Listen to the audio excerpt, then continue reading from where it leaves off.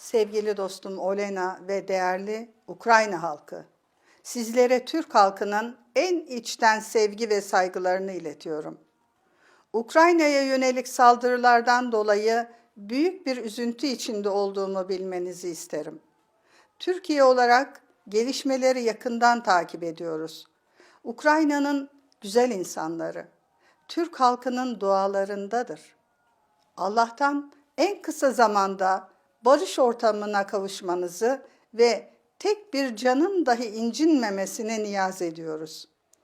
Yıllardır dünyanın birçok yerinde devam eden savaş ve çatışmaları durdurmak gayreti içindeyken, şimdi Ukrayna'nın aynı deneyimden geçiyor olması, söndürmek istediğimiz ateşi daha da alevlendirdi. Oysa tarih sayfalarımız yeteri kadar savaş ve gözyaşıyla dolu ve savaşın acı sonuçlarını hepimiz biliyoruz. Türkiye olarak savaştan kaçmış milyonların ev sahibiyiz. 2011'de başlayan Suriye Savaşı'ndan kaçıp Türkiye'ye sığınan yaklaşık 4 milyon Suriyeli insanı misafir ediyoruz. Onların yıkılmış hayatlarını onarmaya, yitirdikleri umutlarını bulmalarına yardım etmeye çalışıyoruz. Yıllardır topraklarımızda hayata tutunmaya çalışan nice insanın mücadelesine şahit olduk. Ne kalplerde açılan yaralar kapanıyor, ne de memleket hasreti diniyor.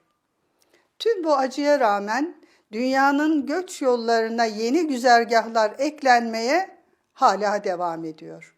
Ve maalesef o yollar yeni başlangıçlara değil, bir geçmişin kayboluşuna varıyor. Birinci elden bir tecrübeyle biliyoruz ki, en kırılgan grubu oluşturan kadın ve çocuklar, savaşlardan orantısız şekilde etkileniyorlar. Çocukların isminin ölüm haberlerinde geçtiği bir dünyada hiçbirimiz mutlu ve huzurlu olamayız. Ben de bir kadın, bir anne, hem anneanne hem de babaanne olarak tarifsiz bir üzüntü içindeyim. Buradan tüm dünyaya seslenmek istiyorum.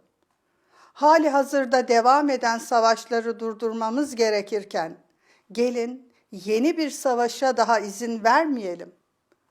İnsanlık geldiği noktada son derece yorgundur. Ülkelerin çatışmalarla değil, diplomasi ile sorunlarının üstesinden gelmesini diliyorum. Ukrayna'da ve tüm dünyadaki savaşların bir an önce sona ermesini umut ediyorum.